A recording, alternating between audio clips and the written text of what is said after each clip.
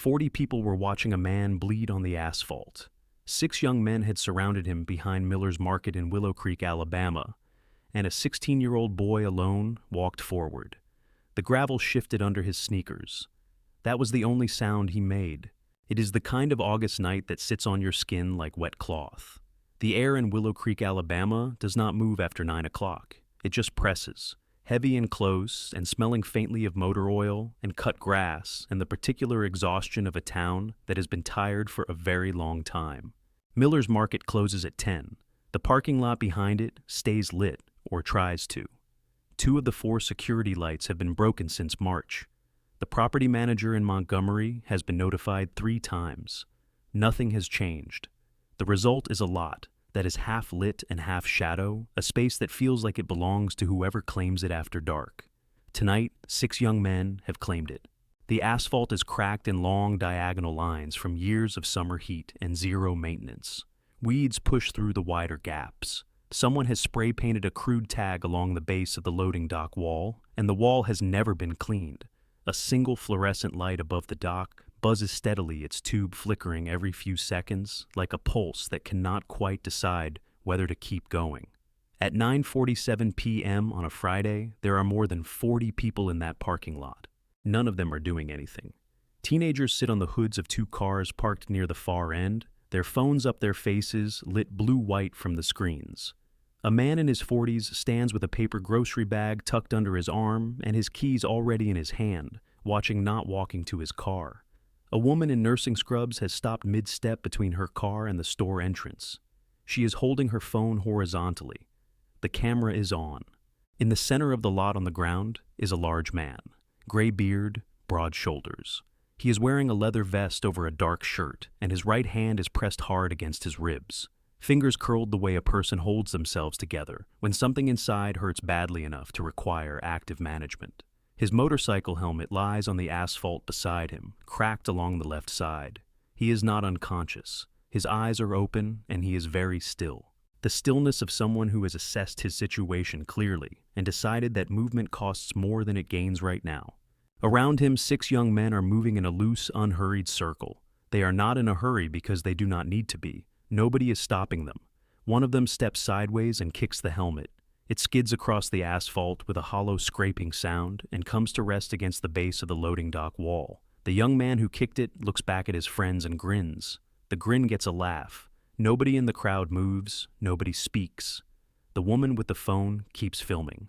These are the kinds of black stories, life stories, touching stories, and real-life stories that never make the national news. Not because they do not happen, but because the 40 people who witness them drive home afterward and say nothing. And the darkness of a parking lot in a struggling southern town keeps its secrets better than most.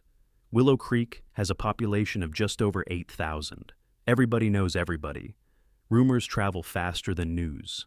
And in this town, for reasons that have layered themselves into the community like sediment over many years, people have learned that getting involved usually just means getting hurt twice. So, nobody gets involved. At the edge of the crowd, slightly behind a cluster of teenagers near the cart, return a boy in a gray football hoodie goes very still. Jamal Carter is 16 years old. He is a sophomore at Willow Creek High School, where he plays second-string wide receiver and works part-time stocking shelves 3 evenings a week to help his mother with the utilities. He has an honest face and a small scar above his left eyebrow from a fall off his cousin's bike when he was 9. His backpack is on both shoulders. His Nikes are worn thin at the outer soles. He came here tonight for one thing, a bottle of aspirin, because his mother Denise came home from a 12-hour shift at the rehabilitation center with a headache bad enough to make her close her eyes at the kitchen table, and Jamal told her he would run to Miller's and be back in 15 minutes. He is not looking for this. His eyes move across the scene the way a person reads something they wish they could unread. The man on the ground, the 6 circling him, the 40 watching, the woman still filming, the teenagers still sitting on the car hoods adjusting their angles for a better shot. Something happens in Jamal's face then. It is not dramatic. It is not a clenching of the jaw or a squaring of shoulders the way it happens in movies. It is quieter than that. It is the particular stillness that comes just before a decision finishes making itself the moment when a person stops processing and simply knows. His jaw does set, actually, just slightly, just enough. He takes one step forward, then another. He pushes through the outer edge of the crowd, without announcing himself, without saying, "Excuse me," moving through the gap between two adults who do not step aside so much as simply fail to stop him. He is through the circle before most people register that something has changed. He crosses the open asphalt. He reaches the man on the ground. He crouches down beside him and places one hand on the man's shoulder, positioning his own body between the man and the group, and he looks up. 6 young men look back at him. The one in front, the one who kicked the helmet, takes a slow step forward. His name is Cody Walker. He is 19 years old, and he is used to spaces arranging themselves around him, used to people moving out of his path, used to the specific confidence that comes from never having been meaningfully wrong in front of an audience. He looks at Jamal for a long moment, then he smiles. "Boy," he says, "you better think real hard about what you're doing right now." Jamal looks at him. His voice comes out steady and quiet and completely without performance. He says, "I'm thinking fine." Have you ever watched something deeply wrong happen and felt that pull the one between the part of you that knows what should be done and the part of you that has already started calculating the cost? Have you ever stood at the edge of someone else's crisis and felt your feet go heavy, felt the moment stretch out in front of you like a question you did not ask to be given? Have you ever wondered honestly which part of you would win if it came down to it? Jamal Carter already knows his answer. He is still crouched on the asphalt at 9:47 p.m., one hand on a stranger's shoulder, looking up at 6 people who have not decided yet what to do with someone who refuses to be afraid. The fluorescent light above the loading dock buzzes and flickers. The crowd watches. Nobody moves except Jamal, who already has. To understand how a moment like this one gets built, you have to go back about 2.5 hours. It is 7:12 p.m. on the same Friday evening, and the sky over Highway 14 is still holding the last pale orange of sunset along its western edge. Dawson's gas station sits at the junction of 14 and County Road 7, a 2-pump stop with a hand-painted sign and a cooler of bait worms just inside the door. It is not a place where anything important ever happens. Until tonight, it was not. Raymond Mercer pulls in from the south lane. He is riding alone because his chapter left an hour ahead of him, headed toward Montgomery for a regional gathering, and Ray stayed back to fix a chain that had been sitting wrong all afternoon. He is 58 years old, and he has been riding for 37 of those years, and he does not ride with loose chains. So he stayed. He fixed it. He is running late now, and he is not thinking about anything except the meeting he will miss the first 20 minutes of, and whether the dinner there will still be warm when he arrives. He pulls into the pump lane without seeing the truck already drifting toward the same spot from the opposite angle. It is a near miss, not a collision, just 2 vehicles arriving at the same space at almost the same moment. The kind of thing that happens at gas stations dozens of times a day across the country, without consequence.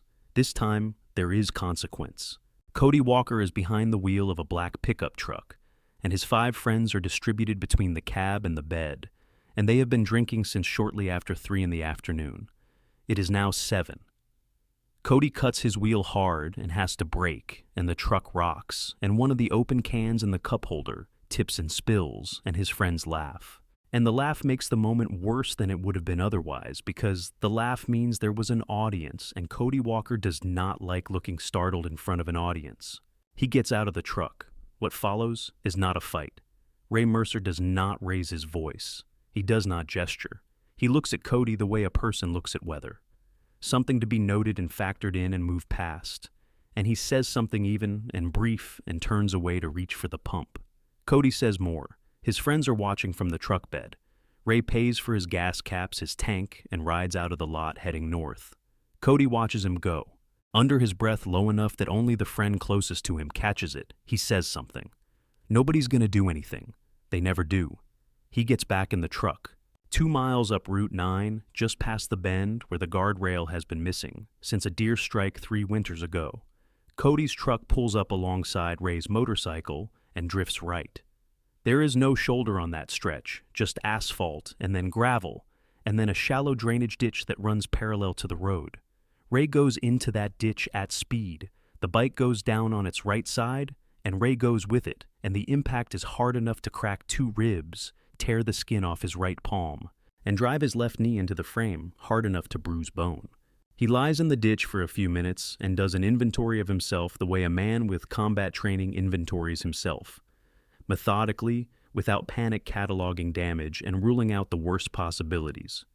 The bike is damaged, but not destroyed. His phone has slid out of his vest pocket and come to rest about 6 feet away in the gravel screen intact. His ribs hurt badly enough that deep breathing is not a reasonable option, but his airway is clear and his vision is steady. He gets up. Slowly, he walks the bike up out of the ditch. He cannot ride it safely in this condition, and he knows it. So he walks it the quarter mile to Miller's Market because the lights are still on, and it is the nearest place with people. He is going to call his chapter, from there get someone to come back for him, sit somewhere air-conditioned, until the pain levels out to something manageable. That is the plan. The plan does not account for Cody's truck sitting in the Miller's Market parking lot when Ray arrives. Cody and his friends had not planned this either. They had gone to Miller's for more beer, and they were still in the lot when they saw Ray walking his damaged bike through the back entrance, and the opportunity arranged itself the way opportunities do for people who have been drinking for 4 hours and have never once been made to answer for anything. The crowd was already there, a Friday night gathering of cars and teenagers and people running late evening errands, and Cody scanned it and made the same calculation he had made back at the gas station, the same one that has been working out correctly for him his entire life. Nobody is going to do anything. By 9:41 p.m., Ray has made it as far as the base of the loading dock wall before his knee gives out enough to slow him. He goes down to one knee. He can see his phone. It slid out during the walk across the lot, not during the crash, and it is resting under the rear bumper of a parked sedan about 8 feet away. He begins to move toward it, one hand on the asphalt, one pressed against his ribs. At 9:42 p.m., Cody steps on the phone. He does not do it accidentally. He walks to it deliberately, looks at Ray and grinds his boot heel into the screen. The crunch of it is sharp and small, and somehow very loud in the particular silence of a crowd that has decided to be quiet. At 9:43 p.m., one of Cody's friends grabs the collar of Ray's leather vest and pulls. Ray grips the front panel with both hands, which means he releases the pressure on his ribs, which sends a white line of pain across his vision. He does not let go of the vest. The vest belonged to his younger brother Dennis, who wore it through 2 years of working on bikes in their father's garage in Tuscaloosa, who shipped out to Iraq in 2004 and did not come back from it. Ray has worn it on every ride since the funeral. He does not let go. At 9:44 p.m., the crowd has grown to more than 40 people. Someone has opened a Facebook live stream with their phone held up and slightly sideways. The caption visible to anyone watching reads, "LOL biker got what he deserved." The comment count is already climbing. Inside the store behind the glass panel of the exit door, a grocery employee named Terrence is watching. He is 23 years old and has worked at Miller's for 14 months and has never once been trained on what to do in a situation like this. He has his hand on the push bar of the door. He does not push it. In the far corner of the lot, a woman named Angela is loading 2 bags of groceries into the back of a minivan. Her children ages 6 and 9 are standing next to her. She sees what is happening, takes each child firmly by the shoulder, turns them so they are facing the other direction, and loads them into their car seats. She does not call 911. She pulls out of the lot and drives home, and will tell herself for the next several days that there were plenty of other people there, that someone else must have called, that there was nothing she could have done anyway. One man standing near the cart, returned with his phone in his pocket and his arms crossed, takes half a step forward. His name does not matter because his name is not remembered. What matters is that he takes that half step, which means some part of him knew what the right thing was, and then one of Cody's friends turns and looks directly at him. Nothing more than a look, just a held gaze and a slow shake of the head. And the man uncrosses his arms and looks away and steps back and becomes part of the watching again. In Willow Creek, people had learned a long time ago that getting involved usually just meant getting hurt twice. At 9:45 p.m., Cody presses his knee down onto Ray's injured ribs. Ray's face does not change. That is not bravado. That is not performance. It is the face of a man who has decided that he will not give this particular audience the thing it came to see.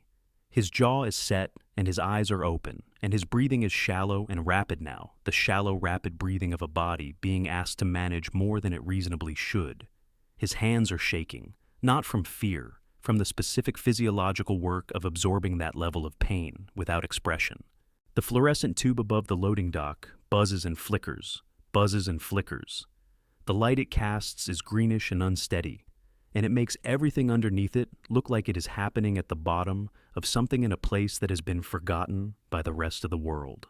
The nearest hospital is 31 minutes away on a clear road.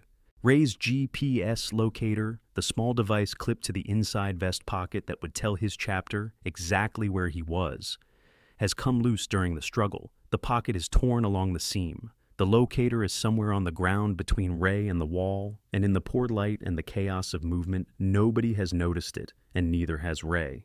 His chapter does not know he is here. Nobody knows where he is except the 40 people in this parking lot, and none of them are doing anything. None of them, that is, until the crowd near the back of the lot shifts, and a boy in a gray football hoodie with a backpack on both shoulders pushes through the outer ring and walks into the center of the lot, without stopping, without announcing himself, without saying a single word. He crosses the asphalt. He reaches Ray. He crouches down, puts one hand on the man's shoulder, and positions his body between Ray and Cody, the way you position yourself between something valuable and something dangerous. A simple geometry of protection. Then he looks up at Cody Walker. Cody stares at him. The laughing stops. It stops because this was not in the calculation. The calculation had everyone staying at the edges. The calculation had the crowd doing what the crowd always does. This boy, this 16-year-old in worn sneakers, has broken something in the math of the evening, and Cody is not yet sure what to do about it. He takes a slow step forward and looks down and lets the smile come back to his face, the smile that has always worked before. Boy, he says, you better think real hard about what you're doing right now. Jamal looks up at him. His voice does not shake. There is no performance in it, no attempt at hardness, nothing borrowed from a movie or a fantasy of what this moment should sound like. He says, I'm thinking fine. The fluorescent tube buzzes. The crowd is very quiet. Cody Walker has not moved. Behind Jamal, Ray Mercer is looking at the back of this boy's head with an expression that nobody in the lot is close enough to read something between disbelief and recognition, the look of a man who has just seen something he was no longer sure existed. Jamal does not look away from Cody. He is still thinking just fine. Cody Walker had never once in his 19 years been refused the thing he wanted from a room. He had wanted fear from this kid and gotten stillness. He had wanted the crowd to laugh, and instead the crowd had gone quiet in a way that felt different from before, less like entertainment and more like discomfort. The way a room goes quiet when something happens that nobody knows how to categorize yet. He stepped closer to Jamal. Jamal did not move. Not a lean back, not a shift of weight. Not the small involuntary retreat of the body that happens when something large and angry moves toward you. Nothing. Just the same steady posture, arms slightly out from his sides, body angled so that Ray was behind him and Cody was in front. Cody looked at his friends. His friends looked back at him. Someone had to do something about this. One of them, a thick-necked 20-year-old named Brett, who had been Cody's backup in situations like this since junior year, stepped around from the side and grabbed Jamal's backpack by the top handle. He yanked it off both shoulders in one motion and walked 3 steps and threw it. The backpack hit the asphalt and skidded, and the zipper split, and an aspirin bottle rolled out in a wide, slow arc across the cracked pavement, turning end over end, and came to rest against a tire on the far side. Jamal watched it roll. He did not move. This was the thing none of them had a response to. Not the silence, not the stillness, but the particular quality of both the sense that this kid had decided something before he walked across the lot, and that decision was not available for renegotiation, regardless of what they threw at him, or took from him, or said to him. It was not the stillness of someone frozen. It was the stillness of someone finished deliberating. Behind Jamal, very quietly, Ray spoke. "Son," he said, "you don't have to do this." Jamal did not turn around. His eyes stayed on Cody, and his voice came out the same way it had been coming out since he walked into the center of this lot, even and low and completely without decoration. "Yes, I do," he said. Ray looked at the back of the boy's head. His ribs were putting a hard limit on the depth of breath available to him, and he was working within that limit methodically, short and controlled, managing the intake carefully the way you manage a resource that is running low. Despite all of that, something shifted in his face. Not much, not in a way that the crowd could see. But it shifted. Cody had run out of escalation options that didn't cross a line he hadn't fully committed to crossing yet. And that uncertainty was making him loud in the way that uncertain people get loud talking, more moving, more performing confidence for his friends, because confidence was running low. He stepped forward and shoved Jamal with both hands hard flat-palmed against his chest.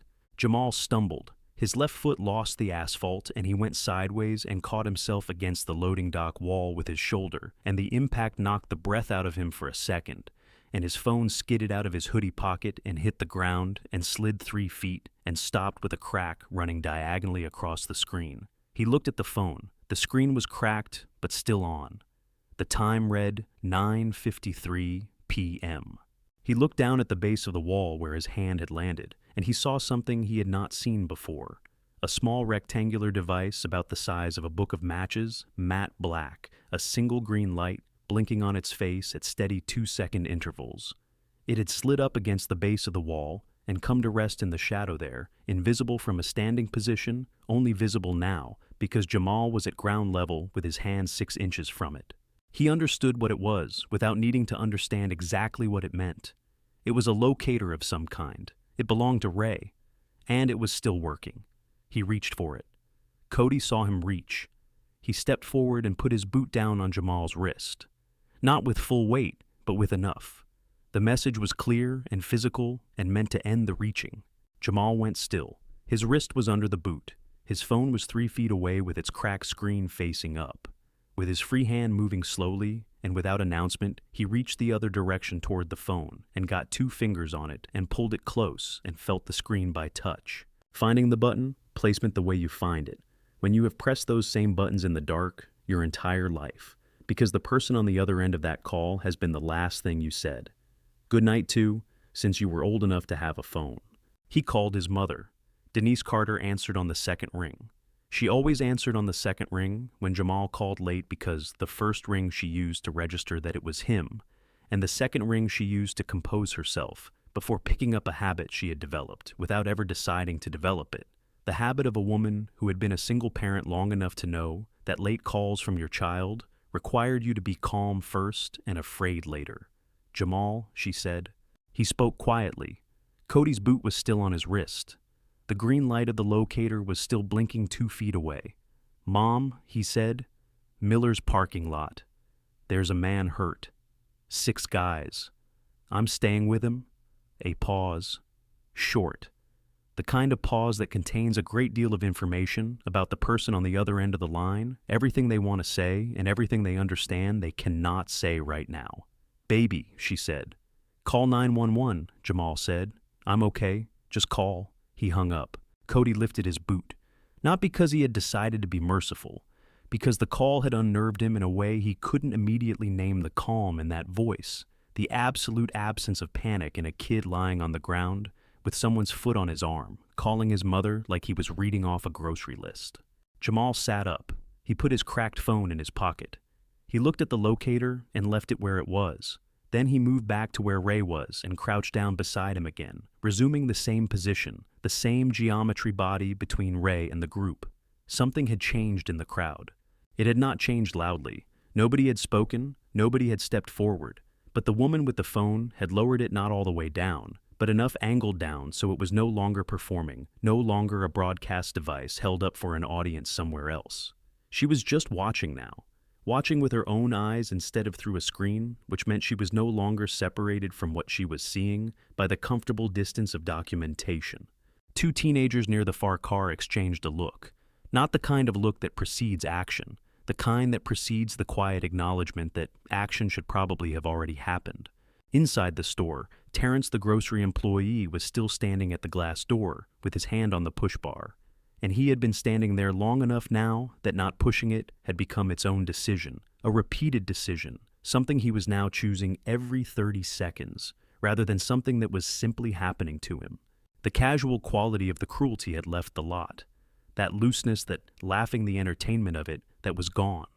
What remained was something harder and less comfortable to be in the presence of something that the watching crowd was beginning to understand, had their faces in it, whether they had meant it to or not. None of them stepped forward, but the shame was there now. It was in the lot with them taking up space.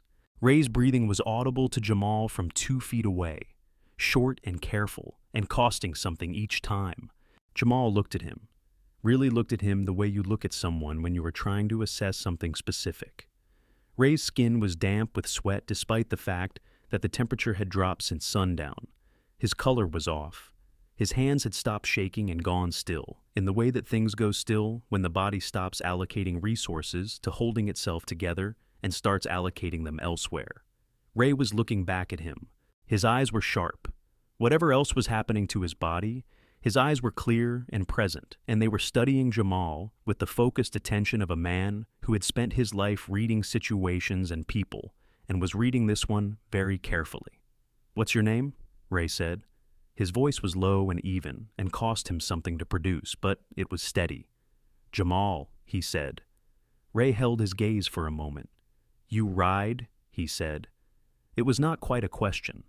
"No, sir," Jamal said. Ray looked at him for another long second. The green light on the locator blinked twice in the silence. "You will," Ray said. It was 9:59 p.m. when Denise Carter's call connected to Willow Creek Emergency Dispatch. The operator noted the location. The operator said a unit was en route, approximately 14 minutes. 14 minutes was not a short time.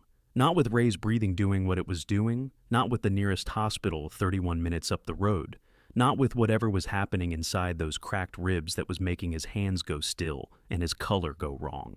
Jamal leaned slightly closer to Ray and spoke quietly enough that only Ray could hear him. "You got anyone I can call?" he said. Ray looked at the group still standing in a loose half circle in front of them. He looked at the vest on the ground, the one they had tried to take from him, the one with his brother's name stitched inside the collar in faded thread. The pocket with his contact card was torn open.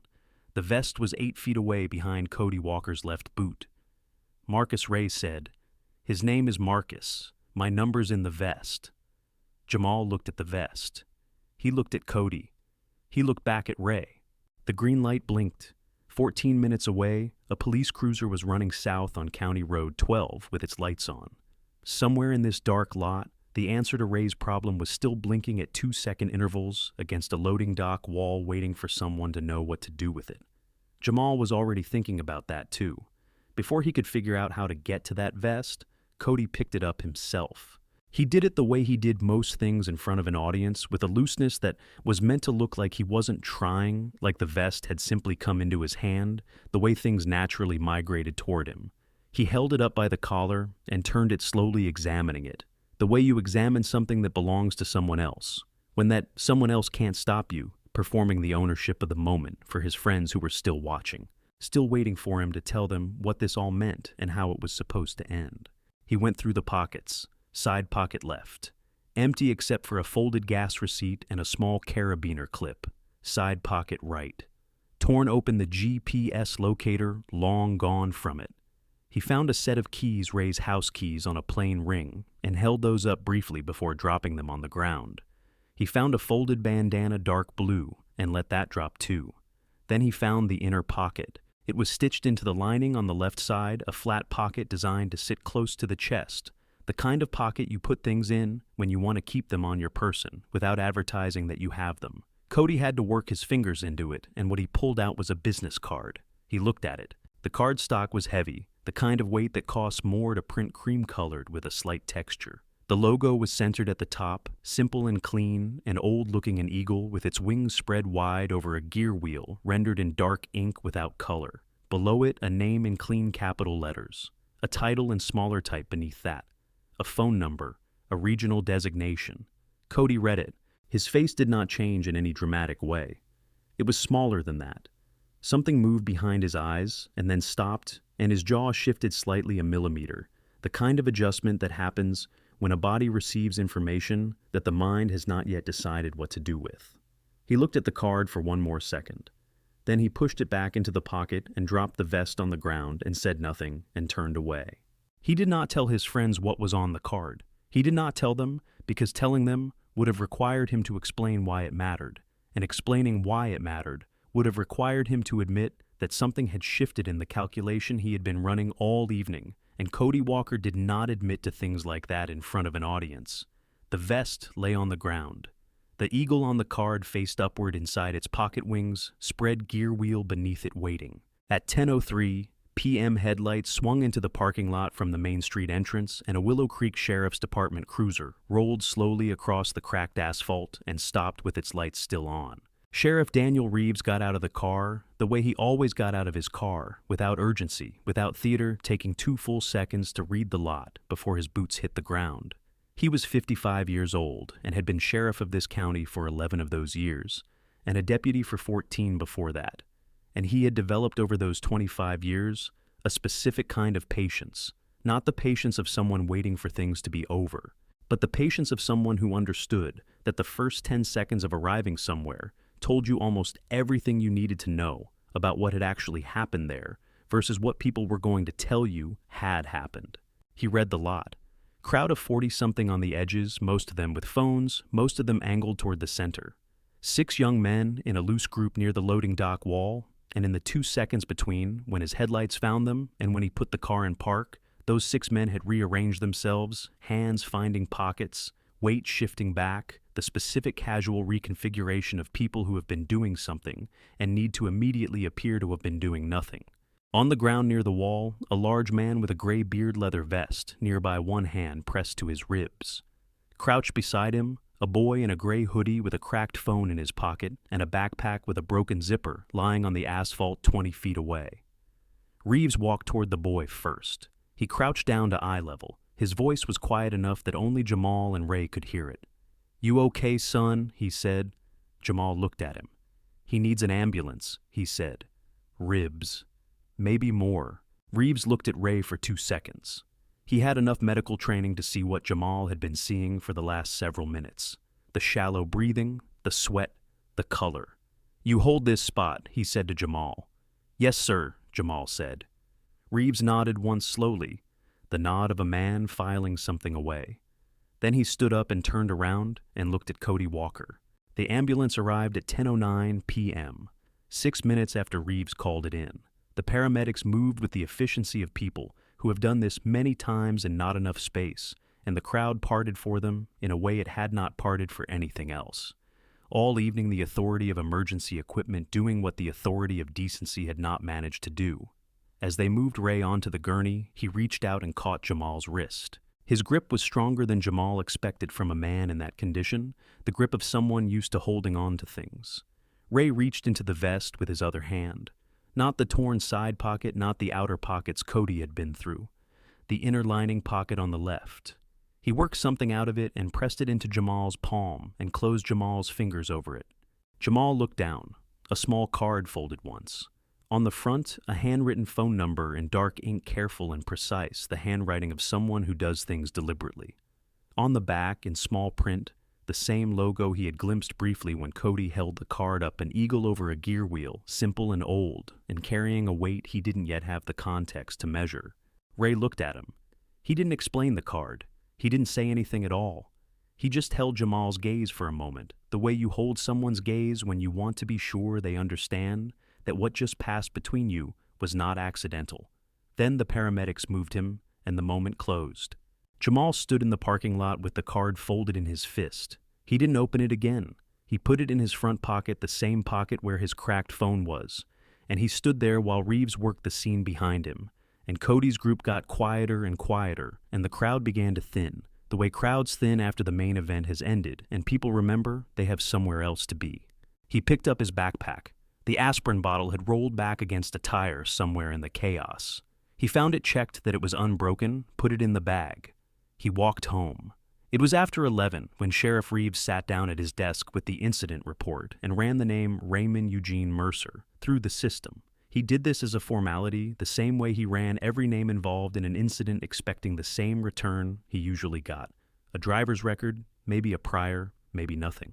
What came back was not what he expected. 2 tours in Iraq, the first with the 101st Airborne, the second as a staff sergeant attached to a logistics unit operating out of Mosul. A Purple Heart. From the second tour, the citation noting injuries sustained while maintaining supply route integrity under direct fire. A Silver Star from the first.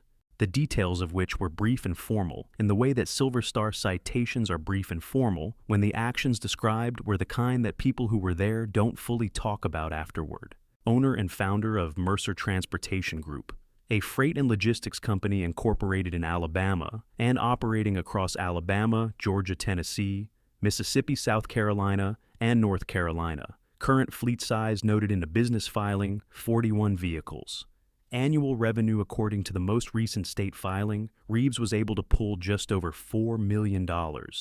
And then, the last line.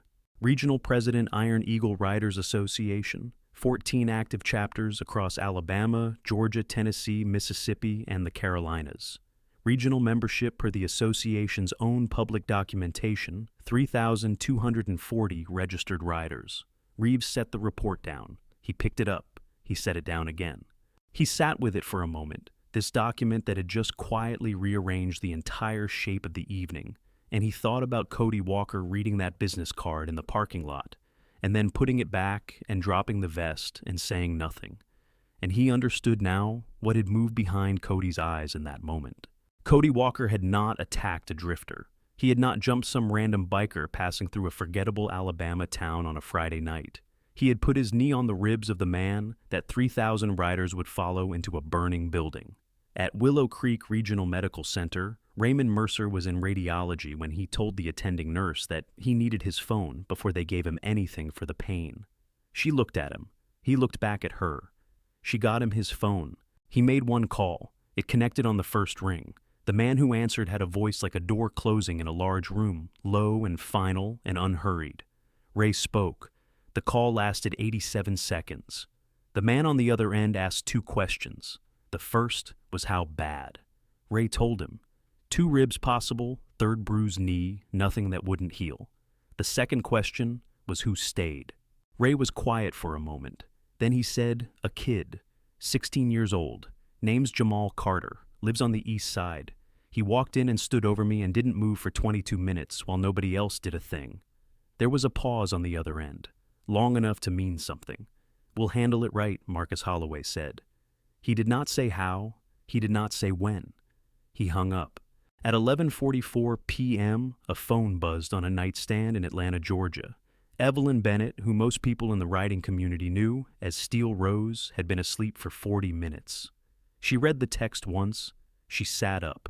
She opened her contacts and began scrolling, and the first call she made was answered before the second ring, and the conversation was short, and when it was over, she made another call and then another, moving through her list with the methodical efficiency of a former Army logistics officer who understood that large things were moved not all at once, but one call at a time. By midnight, 14 chapter, leaders across 5 states had received a message. None of them needed to be told twice. By 7:15 the following morning, Sarah Whitaker had already been to Miller's Market and back. Sarah was 34 years old and had been the only full-time reporter at the Willow Creek Gazette for 6 of those years, long enough to know that the police scanner at 7 in the morning on a Saturday usually meant a fender bender or a domestic call on the south end of town, the kind of thing that rated 4 sentences on page 3. She had the scanner on out of habit while she made coffee. She heard the report. 6 individuals questioned in connection with an assault at Miller's Market parking lot. 1 victim transported to Willow Creek Regional, charges pending. She put her coffee down and drove to Miller's. The lot was empty at that hour except for a produce delivery truck idling at the loading dock.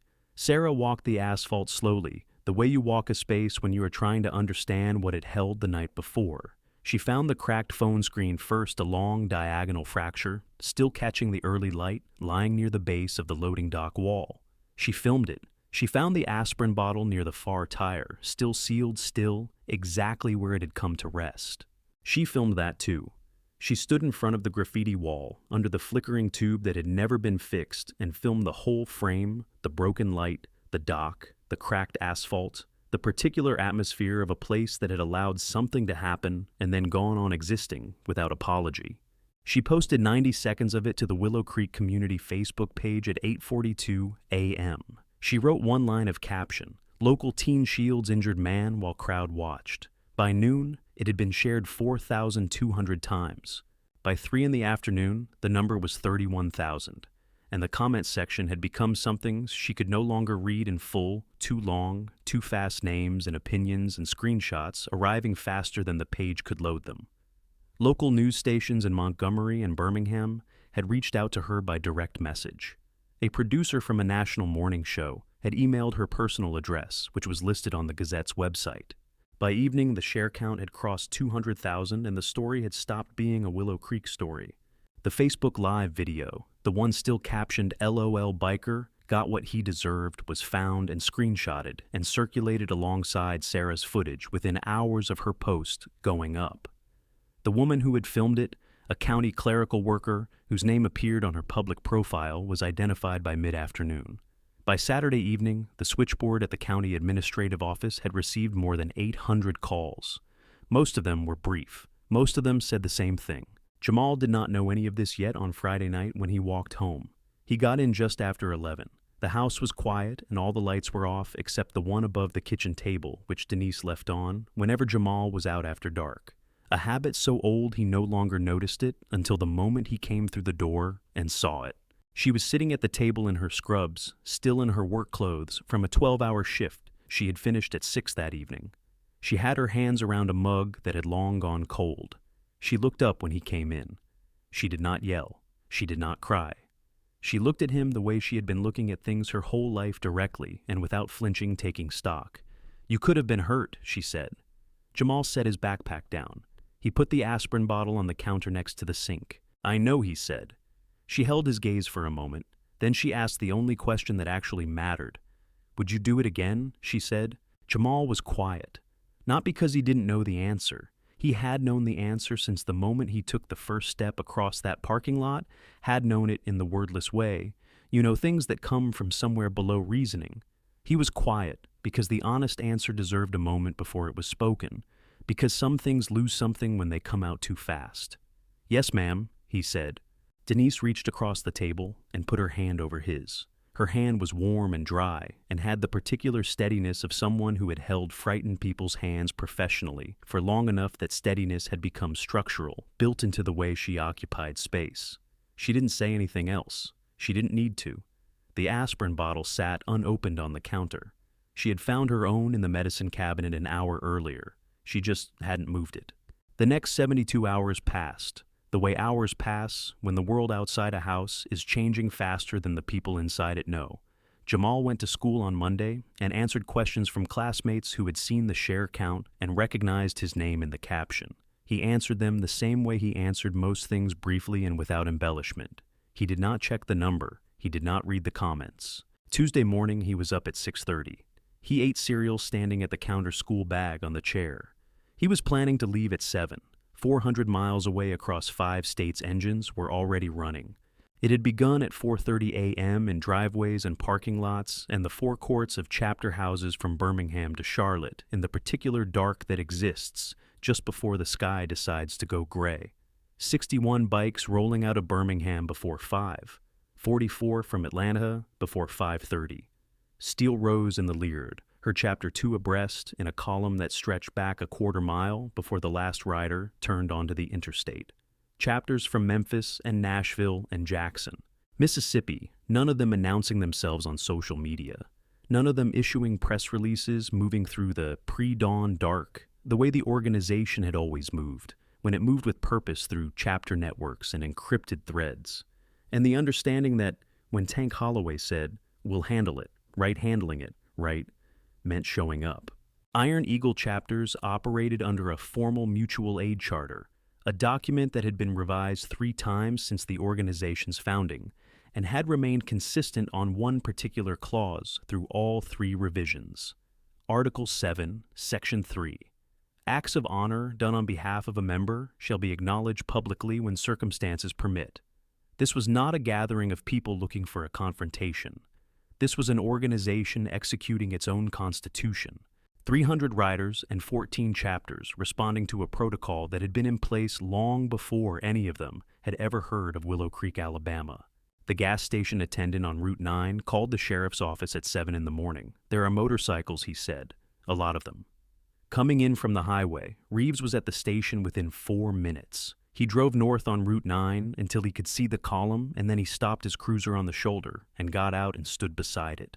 The column was two abreast and orderly, and it moved at a steady pace, headlights on. In the early morning light, the sound of it, a low, continuous roll that was unlike the sound of traffic, more unified than that more deliberate. He looked for the end of the column. He could not find it. The road bent south behind the old cotton warehouse, and the column continued around that bend and out of sight, still coming. No aggression, no shouting, helmets on visors down, hands on bars. He got on the radio. "I need everyone at the station," he said. "Now." On Main Street, a hardware store owner arrived to open up, and instead stood on the sidewalk with his keys in his hand, watching the column move past. He went back inside and locked the door. 3 businesses down, the diner owner turned her open sign to closed and stepped back from the window. Rumors had been moving through town since Monday, fed by the share count, and the comments and the phone calls to the county office. And the rumors had taken the shape that rumors take in a small town, under stress, the worst possible interpretation of incomplete information. They're here for revenge. Somebody's going to get hurt. They're going to burn something down. Pastor Elijah Brooks was walking to his church on the corner of Main and 4th when the column reached that block. He stopped on the sidewalk.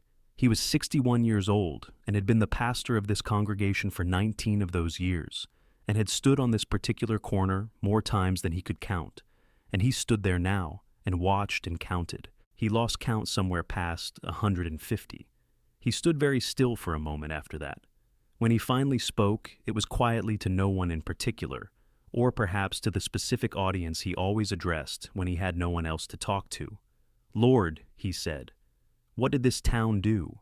The column did not stop at the sheriff's office. It moved through the center of town, without pausing past the diner and the hardware store, and the church and the faces watching from behind glass, and it continued east, turning on to the residential streets of the east side of Willow Creek, with the same orderly, unhurried precision it had maintained across 400 miles of interstate and state highway.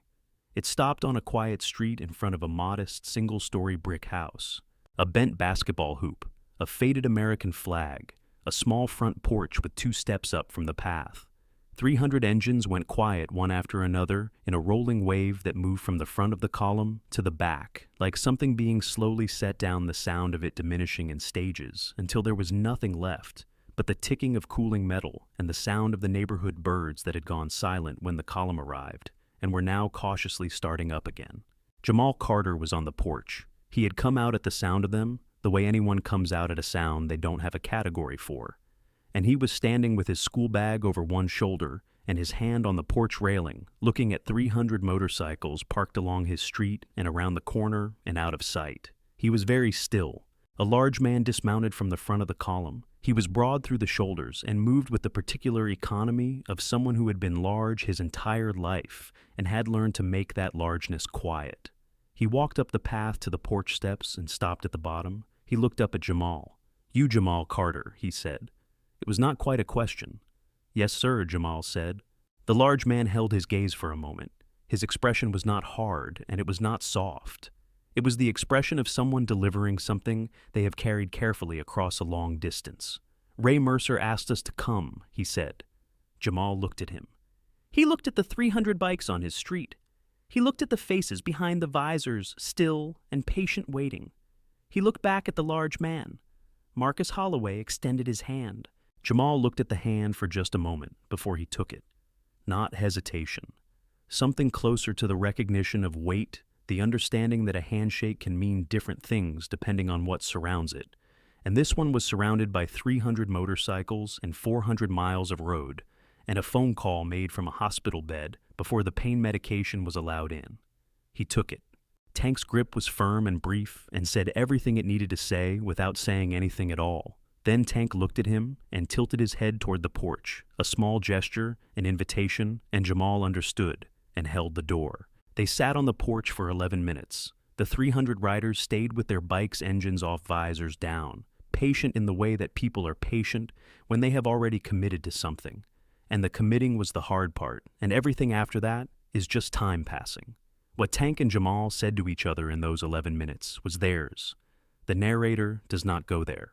What happened after those 11 minutes was This Jamal came back through the screen door, and Denise was standing behind it, still in her robe coffee cup, in both hands looking out at her street, which was not recognizable as her street at the moment, because her street did not typically contain 300 motorcycles parked two abreast from her front steps to somewhere around the corner.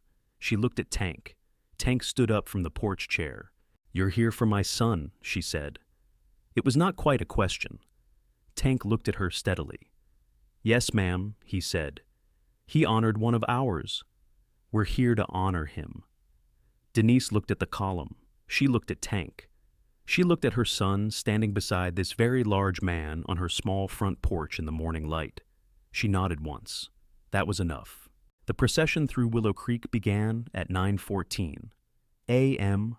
Jamal rode with Tank on a modified touring bike passenger seat, his school bag still over one shoulder, because no one had told him to leave it behind, and he had not thought to. The column assembled behind them in the same orderly two-abreast formation it had held across 400 miles, and it pulled out of the east side residential streets and turned onto Main Street heading west. The route was straight. One rode the full length of downtown Willow Creek from the east side through the historic district to Town Square. At every block, people had come out. Not to protest, not to confront. They stood on sidewalks and stoops and the edges of parking lots, and they watched in the way that people watch something. They do not have an existing category for something that requires them to update what they thought they knew about the place they lived. The hardware store owner, who had locked his door an hour earlier, was standing outside it, now keys still in hand.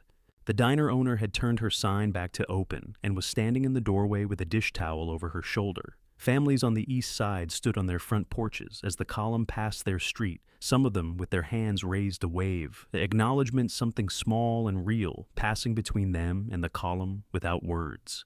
Sarah Whitaker was on the corner of Main and 3rd with her camera up. She was not speaking into her microphone. There was nothing to say that the image was not already saying better. She tracked the column as it passed slow and steady and immense, and she stayed on Jamal's face for a long moment. This 16-year-old boy, in a school hoodie, riding through the center of his town, with 300 people behind him, because he had crouched down beside a stranger in a dark parking lot, and decided that was the right thing, and done it anyway. She kept the camera on him until the column turned toward the square. Town Square was where Willow Creek held its July 4th parade every year, where the high school band marched and the mayor said the same things he said every year, and the children ran for candy thrown from the backs of flatbed trucks. It was a place built for the rituals of a community deciding to feel good about itself. It had never held anything quite like this. The column parked in a configuration that filled the square, and the two streets feeding into it, engines off riders dismounting, and the crowd that had followed on foot from Main Street filled in around the edges until the square held more people than most Willow Creek residents had ever seen gathered in one place outside of a football game. Evelyn Bennett, who everyone in the riding community called Steel Rose, walked to the center.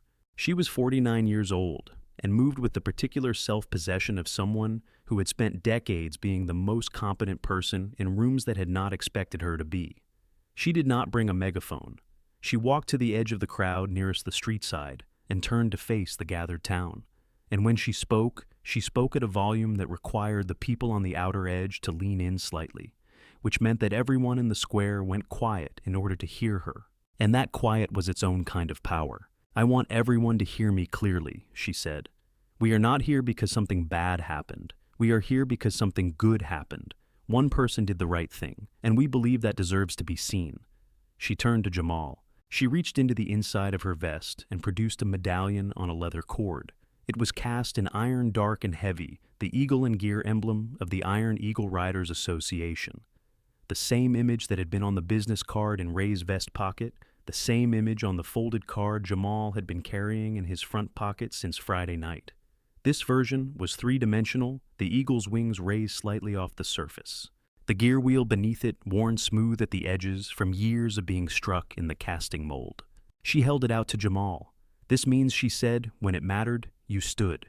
Jamal took it with both hands. He looked at it for a long moment, turning at once feeling the weight of it, the cold solidity of the iron. Then he looked up. The square was silent. Then one person clapped, a single pair of hands somewhere in the crowd, unhurried, deliberate. Then another. then more spreading outward from wherever that first person was standing, and within 10 seconds the entire square was applauding, not the polite scattered applause of a ceremony, but the full-throated kind that comes from a crowd that has been holding something in and has finally been given a place to put it down. Jamal did not smile immediately. He stood with the medallion in both hands and looked out at the square and let the moment be what it was. The smile came later, slowly, the real kind that starts somewhere behind the eyes. What happened in the weeks that followed happened the way consequences happen, not all at once, but in the accumulating way of things that have been set in motion and cannot be stopped by wanting them to stop. Cody Walker was charged with aggravated battery, criminal threatening, and destruction of property. The charges were filed by the district attorney's office without the usual delays that might have applied to the son of a county employee, because by the time the DA's office was processing the case, the county employee in question had his own professional circumstances to manage, and the shield that had historically made certain names easier to handle than others had become a liability rather than an asset. 3 of the 5 accomplices accepted plea deals within 2 weeks. The remaining 2 faced trial. The woman whose Facebook Live caption had read "LOL Biker got what he deserved" was terminated from her position at the county administrative office following an internal review that concluded her actions constituted conduct unbecoming of a public employee. The review took 4 business days. The 800-plus calls to the switchboard were noted in the documentation. Cody's family was still in Willow Creek at the 60-day mark, but the quality of their presence there had changed in ways that did not require anyone to say anything directly. The town had not threatened them. The town had simply become a place where being the Walker family meant something specific, where every errand and every transaction and every morning carried the weight of what had happened in that parking lot, not as accusation, but as fact. The kind of fact that a community can hold silently and indefinitely without ever raising its voice. They were gone by 90 days. 2 of the bystanders from Miller's Market parking lot, men who had watched and said nothing, wrote letters to the Willow Creek Gazette. The letters were published in the same edition. Both said approximately the same thing in different words, that they had thought about it every day since, that they did not have a satisfying explanation for what they had done, that they were sorry. One of those men showed up at the Carter house on a Saturday morning and knocked on the door and told Denise directly. She thanked him and he left. And she stood at the closed door for a moment after he was gone, thinking about what it costs a person to do that, and whether it was enough, and deciding that the question of enough was not hers to answer. Sarah Whitaker's 90-second video reached 2.3 million views in 96 hours. 14 national news outlets covered the story. The Iron Eagle Riders Association received 6,700 membership inquiries in the 7 days following the procession, more than in any previous single week in the organization's history. On Thursday, 4 days after the procession, Ray Mercer was discharged from Willow Creek Regional Medical Center. 2 cracked ribs, 1 bruised knee contusion lacerations on the right palm, all of it healing on schedule. He drove himself to the Carter house on the east side of town. Alone, no convoy, no announcement, a plain truck he had borrowed from his nephew because his bike was still in the shop. He and Jamal sat on the porch for 40 minutes. Denise brought them both sweet tea and went back inside and left them to it, which was its own form of trust. The narrator does not go into everything they said. Some of it was about Friday night. Some of it was not. 40 minutes is long enough to cover a good deal of ground when 2 people are being honest with each other. But the last part of it went like this. Ray looked at Jamal and asked him the question he had been thinking about since the hospital bed. "What do you want to do with your life?" he said. Jamal held the glass of sweet tea in both hands. He had been asked this question before by teachers and counselors and well-meaning adults, and he had given the answer that was true, but that he had learned to offer carefully because it was the kind of answer that sometimes got a certain smile from certain people, the smile that meant, "That's a nice thing to want." Physical therapy, he said. "I want to help people get back what they lost." Ray looked at him for a moment without speaking the same way he had looked at him from the ground in the parking lot on Friday night, with the focused attention of someone reading something important. Then, "That's what you'll do," he said. He reached into his shirt pocket and produced a card. Not the heavy cream card with the Eagle logo. A different one, plain white, a name and a phone number and a web address.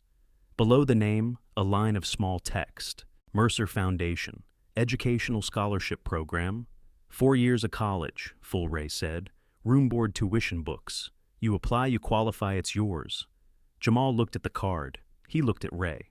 You earned this before I even knew your name, Ray said. The porch was quiet. Down the street, a neighbor was mowing a lawn. A bird was doing something complicated in the oak tree at the corner.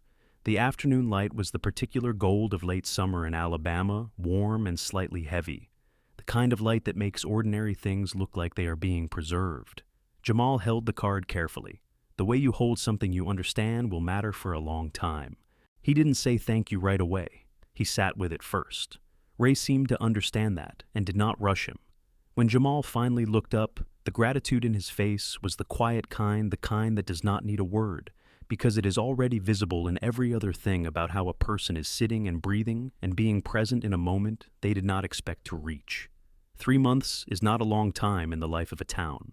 It is not long enough to change everything. It is not long enough to resolve every division or heal every habit that has been practiced for so long it has come to feel like the natural order of things. Willow Creek was still. Willow Creek still 8,000 people on the edges of a difficult economy, still carrying the invisible lines that had been drawn and redrawn across it for generations. 3 months does not erase that, but 3 months is long enough for some things. The broken security lights at Miller's Market were replaced within 2 weeks of the procession. The property management company in Montgomery, which had ignored 3 written maintenance requests over 6 months, responded to the 4th one within 48 hours. The 4th one arrived alongside a copy of Sarah Whitaker's video, which by that point had been viewed 2.3 million times, and a brief note referencing the specific lights visible in the background of the footage. The lights were replaced by Thursday of that week. Nobody held a ceremony about it. The lot was simply brighter than it had been, and the loading dock wall under proper light turned out to be less grim than it had appeared in the dark, just old brick with old paint, a wall like any other wall in any other town. Sheriff Daniel Reeves submitted a formal proposal to the county in October. He had spent 3 weeks writing it, which was longer than he had spent writing anything since his senior thesis at Troy University, and the proposal requested funding for a joint training program with 2 neighboring departments, a curriculum built around de-escalation techniques and bystander intervention protocol, the practical mechanics of what to do when you are standing in a parking lot, watching something wrong happen, and your body and your history and your fear are all telling you to stay at the edges. The program was approved in November. Reeves did not announce it at a press conference. He sent a 1-paragraph notice to Sarah Whitaker at the Gazette and let her write it up. 23 Main Street business owners formed a neighborhood watch coalition by the end of September. They met every other Wednesday in the back room of the diner, the same diner whose owner had locked the door when the column came through, and then unlocked it again and stood in the doorway watching. She hosted the first meeting. She made coffee and set out folding chairs and did not make a speech about it. She just opened the room. At Willow Creek High School, the sophomore class recognition at the fall assembly was not given to the starting quarterback, who had been the presumed recipient since August. It was given to Jamal Carter for character, the citation read, and demonstrated courage in service of a community member. Jamal sat in the second row of the auditorium, and when his name was called, he stood up and walked to the front, and accepted the certificate and shook the principal's hand and went back to his seat. And the applause from his classmates was the honest kind, not the polite kind, the kind that means something specific about the person it is directed at. Denise Carter was not at the assembly. She was at work. She had a double shift that day, and she could not rearrange it, and Jamal had told her not to worry about it, and she had told him she was proud of him, and they had left it at that, which is how most important things between them were left said once and clearly and then carried forward without needing to be repeated. She was still working the same job. Same hours, same rehabilitation center, same patients learning to walk again, or use their hands again after strokes and injuries and surgeries, the slow and unglamorous work of helping people reclaim what they had lost. She did not need recognition for what she had built in that house on the east side. She had not raised Jamal for recognition. She had raised him for exactly the moment that had happened, and the moment had happened. And that was the whole point. The Iron Eagle Riders Association did not leave Willow Creek simply because the procession ended. Before Steel Rose's chapter rode back to Atlanta, she sat down with Pastor Elijah Brooks and 2 members of the Main Street Coalition, and spent 2 hours outlining the structure of what would become the Mercer Carter Community Safety Grant, a permanent annual fund administered through the association's charitable arm and distributed to youth programs and neighborhood security infrastructure in Willow Creek. The first distribution came in January. $12,000, split between the after-school program at the East Side Community Center and the installation of 4 new security cameras at the Miller's Market lot, and the 2-block stretch of Main Street that had historically been without coverage. Steel Rose's chapter scheduled a return ride for the following August, an open community ride invitation extended to any Willow Creek resident who wanted to participate, regardless of whether they owned a bike or had ever sat on one. The logistics of that were still being worked out. What was not still being worked out was the response. 47 Willow Creek residents signed up as associate chapter members within the first year. Some were from the East Side. Some were from the old Southern families whose names had been on the same church pews for 4 generations. 2 of them, a man named Gerald from the East Side and a man named Dale from one of the oldest families in the county, had never in their lives before this had a reason to be in the same room voluntarily. They were now in the same chapter group chat. Nobody made a speech about what that meant. It just was. In the Carter house, the iron medallion hung on a nail above the kitchen table. Denise had put it there the morning after the procession, before Jamal was up, while the house was still quiet and the light through the kitchen window was still the early gray kind. She had held it for a moment before she hung it, feeling the weight of it, the solidity of cast iron that had been made to last. And she had thought about her husband, who had been gone for 8 years now, and who she still talked to sometimes in the quiet parts of the morning. And she had thought about what he would have said about his son, and she had hung the medallion on the nail. Below it, she taped a small index card, handwritten in her own careful print. It read, "Character is what you do when nobody else does." It was what she had told Jamal so many times over so many years that it had become part of the furniture of his mind, present without needing to be noticed.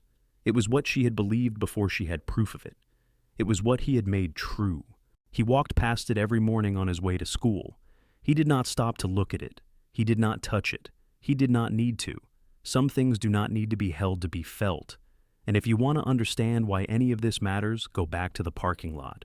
Go back on a quiet night 3 months later when the lot is empty and the new security lights are working and the asphalt is clean. The graffiti on the loading dock wall is still there because nobody repainted it, but the light falls on it differently now, and differently is enough. The fluorescent tube above the dock has been replaced and it does not flicker. It just burns steady and ordinary the way light is supposed to work. A crow lands on the edge of the dock wall for a moment. It sits there still and alert, looking at nothing in particular. Then it opens its wings and lifts off into the dark without ceremony, without explanation. And the wall is empty again, and the light is on, and the lot is quiet. The aspirin bottle is gone. Someone cleaned the lot. Nobody announced that they had done it. It was simply done. Nobody remembers the 40 who watched. History remembers the one who didn't.